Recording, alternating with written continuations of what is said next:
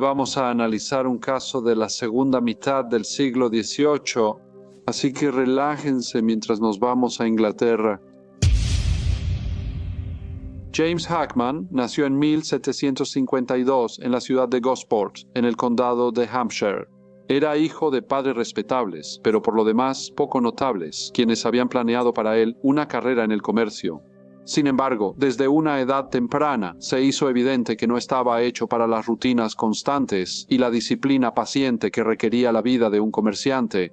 Era inquieto, impulsivo y poseía un temperamento demasiado volátil para el mundo mesurado de los libros de cuentas, inventarios y negociaciones corteses, y era evidente que sus energías no podían ser contenidas dentro de las estrechas expectativas del comercio. Al ver que su hijo no hallaría éxito tras un mostrador, los padres de James buscaron un camino más adecuado para él. Con algún sacrificio, arreglaron la compra de una comisión en el 68 Regimiento de Infantería, creyendo que el orden y la dignidad de la vida militar podrían canalizar su temperamento de una mejor manera. El 68 Regimiento de Infantería era un regimiento de línea del ejército británico dedicado sobre todo a tareas de guarnición y servicio rutinario nacional. Se había establecido en 1758 y para la década de 1770 no estaba en campaña activa en el extranjero, sino que estaba estacionado en varias partes de Gran Bretaña e Irlanda, realizando las tareas habituales de mantener el orden, entrenar reclutas y proporcionar una presencia militar visible en pueblos y cuarteles. No era un destino prestigioso ni algo que ofreciera un ascenso rápido, pero para un joven de perspectivas inciertas, ofrecía estabilidad, un rango modesto y la respetabilidad externa de una comisión de oficial. Aunque el ejército le dio estructura, ya era cortés y agradable, y esto se refinó más por las expectativas de un oficial. Sin embargo, en realidad, no era un soldado ambicioso ni particularmente talentoso, y, aunque cumplía con sus deberes sin quejarse, causaba poca impresión en quienes lo rodeaban, y su carrera militar se mantuvo en una tranquila mediocridad. Fue enviado al pueblo comercial de Huntingdon como parte de un grupo de reclutamiento estándar, que según todos los informes era solo otro destino sin importancia.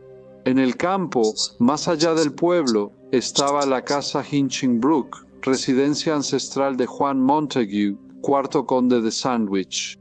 Él no era un noble común.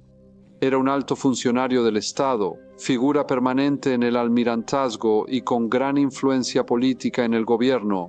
Mantenía su casa siempre abierta en Hinchinbrook y los caballeros locales, incluidos los oficiales militares visitantes, a menudo eran invitados a cenar allí. Aquí, en cenas agradables y compañía educada, James vio por primera vez a la señorita Martha Ray. Era serena y elocuente, destacaba por su tranquila confianza. Aunque su intercambio fue breve, fue suficiente para captar la atención de James y fijarla en sus pensamientos. La señorita Ray vivió en la propiedad del Lord Sandwich casi 20 años. Era hija de un fabricante de corsés de Covent Garden y de niña había trabajado como aprendiz de modista en Clerkenwell. No tenía derecho a ningún título ni fortuna, pero poseía una gran belleza y un talento notable para la música. Antes de cumplir los 14 años, ya había llamado la atención del conde, quien la sacó de su puesto en la tienda de modista y le proporcionó educación y una vida cómoda en la casa Hinchinbrook. Cuando alcanzó la mayoría de edad, se convirtió en su amante y, en los años siguientes, dio a luz a 9 hijos. Sin embargo, no solo era su amante en la vida privada, también lo era en su vida pública. La señorita Ray giraba elegantemente. A pesar de la irregularidad de su posición, su amor por la música y su relación con un hombre influyente le permitieron acceder a los teatros musicales de Londres y a los conciertos que a menudo se celebraban en Hinchinbrook. A menudo se la veía entre las damas más elegantes y bien conectadas de Londres, y era admirada no solo por su talento, sino también por la facilidad con la que había logrado establecerse en una sociedad que antes estaba muy fuera de su alcance. Cuando el señor Hackman conoció a la señorita Ray, ella ya era una mujer segura, refinada, educada y varios años mayor que él. Aún así, él se enamoró de ella casi de inmediato. Tal vez fue su presencia tranquila, la manera en que otros la admiraban, o alguna idea imaginada de que él podía ofrecerle una vida diferente, algo más duradero, más respetable. Cualquiera que fuera la razón, sus sentimientos pronto se volvieron incontrolables. Aunque la señorita Ray seguía bajo el patrocinio de Lord Sandwich, pronto se supo que no solo aceptaba los avances del señor James Hackman, sino que también los fomentaba. Esto continuó durante 2 o 3 años, pero debido a las obligaciones militares del señor Hackman, a menudo se veía obligado a ausentarse por largos períodos. La ausencia le causaba un dolor emocional que luchaba por controlar, pero le escribía cartas en las que le proponía matrimonio repetidamente, afirmando que quería formalizar su vínculo de la manera más sagrada. La señorita Ray, sin embargo, siempre se negaba. No era por falta de afecto, sino por razones más prácticas. Ella no lo consideraba un hombre de su mismo nivel y, aunque el conde también enfrentaba algunas dificultades financieras, nunca consideró al señor Hackman como un candidato serio para el matrimonio. Sin embargo, finalmente ella lo convenció de dejar el ejército y tomar los hábitos, un paso que se adaptaba a sus inclinaciones y significaba que podría tener una vida más estable. Si su decisión de hacerlo fue por verdadera vocación o simplemente por el deseo de volverse más respetable y así ser más aceptable para la señorita Ray, es imposible saberlo, pero finalmente fue enviado a predicar en la iglesia de Witherton, un encantador pueblo muy cerca de la costa norte de Norfolk. En los años siguientes, su amistad siguió y el afecto del señor Hackman por la señorita Ray aumentó. Le escribía y visitaba frecuentemente, aún esperando que aceptara casarse, pero ella seguía rechazándolo y al final la desesperación lo venció. Tanto así que algunos empezaron a preocuparse de que este rechazo constante lo estuviera llevando a mostrar signos de locura e inestabilidad mental. Algunos de sus amigos lo consideraban un caballero engañado, creyendo que aunque la señorita Ray al principio había recibido con agrado su admiración, tal vez halagada por ella, solo le había mostrado amabilidad y tolerancia corteses. Por lo tanto, nunca le ofreció ninguna señal verdadera de afecto o interés romántico. James era un visitante frecuente de Londres. Decía a sus amigos que iba allí para intentar olvidar a la señorita Ray, pues cuanto más luchaba por reconciliar sus sentimientos, más se sumergía en una confusión emocional incontrolable. A principios de abril de 1779, regresó a Londres y se hospedó en Duke's Court, justo a un lado de St. Martin's Lane. Aunque ya sabía que la señorita Ray había entablado una relación con Guillermo Hanger, un caballero de linaje distinguido, como James ya estaba en Londres, con frecuencia escuchaba informes sobre sus apariciones públicas juntos, lo que solo profundizaba su angustia. La mañana del miércoles 7 de abril pasó varias horas solo leyendo sermones. Era como si intentara tranquilizarse y no dejar que otras cosas lo distrajeran. Sin embargo, recibió la noticia de que la señorita Martha Ray asistiría al teatro en Covent Garden esa noche, junto con su amiga, la cantante señora Galley, para ver la ópera cómica Amor en un pueblo. El señor Hackman decidió ver a la señorita Ray una vez más, así que se puso su mejor ropa y fue al teatro. Antes de llegar, se detuvo a poca distancia al verla bajar con gracia de su carruaje. Ella lucía serena y radiante, vestida con su elegancia habitual, su presencia captando la atención de quienes estaban cerca. Por un momento simplemente la observó, impresionado, quizá por lo distante que de repente parecía, incluso estando tan cerca. Una vez que salió se dirigió al teatro y hacia su balcón. James entonces compró un boleto y entró al auditorio lleno de gente, pero no pudo concentrarse en la función ni controlar sus emociones, así que decidió irse. Regresó a su alojamiento, pero mientras estaba solo con sus pensamientos, tomó 2 pistolas de su estuche, las cargó cuidadosamente y se dirigió de nuevo a Covent Garden, donde esperó a que terminara la función. Cuando la señorita Ray salió del teatro y se preparaba para subir a su carruaje, el señor James Hackman se abrió paso a la fuerza. Entonces levantó una pistola y disparó directamente a la dama indefensa. La bala la alcanzó en la cabeza y ella colapsó instantáneamente. Luego él apuntó la otra pistola hacia sí mismo y disparó. La bala solo le hizo un rasguño, así que comenzó a golpearse a sí mismo, y mientras lo hacía gritaba que no quería que su vida continuara. La escena era un caos. Un caballero llamado señor McNamara, que había estado ayudando a la señorita Ray a subir a su carruaje, pensó que la dama simplemente se había desmayado e intentó levantarla, solo para darse cuenta con horror creciente de que estaba muerta.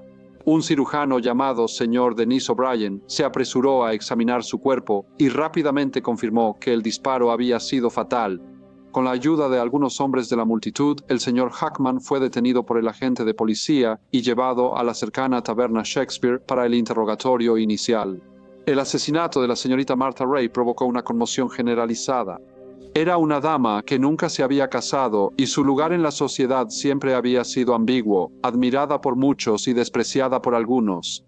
Pero no era una mujer que buscara atención ni se involucrara en escándalos. Vivió tranquilo, crió a sus hijos y nunca mostró señales públicas de impropiedad. Los periódicos debatieron la tragedia. Algunos describieron al señor Hackman como víctima del amor y el tormento romántico. Otros lo vieron como un hombre engañado y egoísta, y expresaron poca simpatía por lo que pueda sucederle ahora. Al día siguiente, el reverendo James Hackman compareció ante Sir John Fielding en el tribunal de Bow Street para ser interrogado por el asesinato de la señorita Martha Ray. Sir John organizó que el interrogatorio fuera privado para protegerlo de la curiosidad y comentarios crueles. El señor Hackman tenía heridas visibles en la cabeza y claramente estaba muy angustiado. Su agonía y agitación emocional dificultaron que el magistrado iniciara el proceso. Sir John habló con el señor Hackman con compasión, instándolo a calmarse y enfrentar la situación lo mejor que pudiera.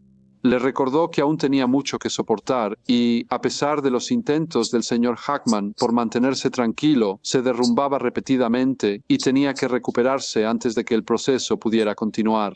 Al finalizar la sesión, se leyó la acusación y Sir John Fielding determinó que había pruebas suficientes para juzgar a James Hackman por el asesinato intencional de la señorita Martha Ray. Después de esto, de manera educada y modesta, un lloroso señor Hackman asintió con la cabeza y muchos en la sala parecían sentir lástima por él, a pesar de la gravedad de su crimen. Sir John Fielding entonces le dijo que deseaba poder mantenerlo en su confinamiento actual, pero que era necesario trasladarlo a la prisión de Newgate. El señor Hackman asintió de nuevo y solicitó al magistrado estar solo en una habitación, sin ser puesto con los demás prisioneros. Sir John estuvo de acuerdo con esta petición e insistió en que fuera tratado con el respeto debido a su posición social formal, pero le recordó que, debido a que había intentado quitarse la vida, no podía quedarse solo. Mientras llevaban al prisionero, Sir John lo miró y dijo: «Que Dios lo proteja, señor». Hackman respondió: «Que Dios lo bendiga, señor». Luego fue llevado en carruaje a la prisión de Newgate para esperar su juicio en la próxima sesión de Old Bailey. En la mañana del viernes 16 de abril de 1779 comenzó el juicio de James Hackman en el Old Bailey. Se le acusaba de asesinar a la señorita Martha Ray fuera del teatro Covent Garden y él se declaró no culpable. El señor McNamara, primer testigo, dijo que al ayudar a la señorita Ray a subir a su carruaje, escuchó un disparo. Dijo que la señorita Ray se llevó la mano a la frente y se desplomó antes de oír un segundo disparo. Mirando al juez, agregó que cuando la señorita Ray cayó, pensó que se había desmayado, así que intentó ayudarla a levantarse. Pero entonces se dio cuenta de que sus manos estaban cubiertas de sangre. Dijo que junto con otros hombres la llevó a la taberna Shakespeare. Dijo que vio al señor Hackman ser arrestado y le preguntó por qué disparó a la dama, pero el señor Hackman respondió que no era el lugar para preguntar. El señor McNamara luego dijo que cuando le informó al señor Hackman que ella estaba muerta, él reaccionó con visible angustia. Otro testigo llamado señor Anderson dijo que vio al señor Hackman acercarse a la señorita Ray con 2 pistolas y que, después de disparar una, inmediatamente se apuntó con la otra, la disparó y cayó al suelo. El siguiente testigo fue el señor Mahon, quien era un apocalipsis. Dijo que al principio pensó que se trataba de un duelo, pero cuando vio al señor Hackman golpeándose con la pistola, se dio cuenta de que había sucedido otra cosa y junto con el agente de policía ayudó a sujetarlo. El señor O'Brien, un cirujano que estaba en el teatro esa noche, dijo que examinó a la señorita Ray y que, en su opinión, ella había muerto instantáneamente. Le dijo al tribunal que la bala entró por la frente y quedó detrás de su oreja izquierda. Después de que la fiscalía presentó su caso, el juez Blackstone invitó al señor Hackman a hablar. Leyó de un papel en su mano diciendo que no se declaró culpable inicialmente porque sentía que era necesario que el tribunal y el público entendieran completamente lo que había sucedido. Admitió el acto y expresó un profundo remordimiento. Se describió como un hombre miserable, movido por una pasión abrumadora y desesperación. Dijo que no tenía ningún deseo de evitar el castigo y aceptaba los juicios del tribunal como la voluntad de Dios. El señor Davenport, quien ha representado al señor Hackman, argumentó que su cliente había sufrido de locura y que el crimen no fue premeditado. Para respaldar esto, leyó en voz alta la carta hallada en los bolsillos del señor Hackman, dirigida a su cuñado y amigo, el señor Frederick Booth. En la carta, el señor Hackman escribió que luchó contra la locura, pero ya no soportaba el tormento. Pidió perdón y había escrito que esperaba encontrar la paz en la muerte. El juez Blackstone resumió las pruebas para el jurado, a quienes luego se les pidió deliberar, pero rápidamente regresaron con un veredicto de culpable. El juez sentenció a James Hackman a muerte por ahorcamiento y le informó que su cuerpo sería entregado a los cirujanos para disección según la ley. En la mañana del 19 de abril de 1779, James Hackman fue llevado a la horca en Tyburn. Fue acompañado por clérigos y parecía profundamente afectado durante la procesión. Habló poco, pero rezó mucho, y después de unas breves palabras de despedida a quienes estaban a su lado, subió al carro. La soga fue colocada, el carro fue retirado y James Hackman fue ahorcado. El caso de James Hackman fue considerado trágico y extraordinario. Lo compararon con un caso en Irlanda, donde la ejecución de un joven por un crimen pasional causó gran simpatía pública. Su crimen llevó a reflexionar sobre la intensidad del amor no correspondido y el peligro de las emociones sin control racional. Se escribió que, aunque los poetas pueden romantizar el rechazo, un amor despreciado a menudo se convierte en amargura y que, sin restricciones, esas emociones pueden llevar a consecuencias terribles. Hola a todos y muchas gracias por escuchar. Como siempre, por favor, dejen cualquier comentario o retroalimentación que tengan y espero verlos de nuevo en el próximo Briefcase.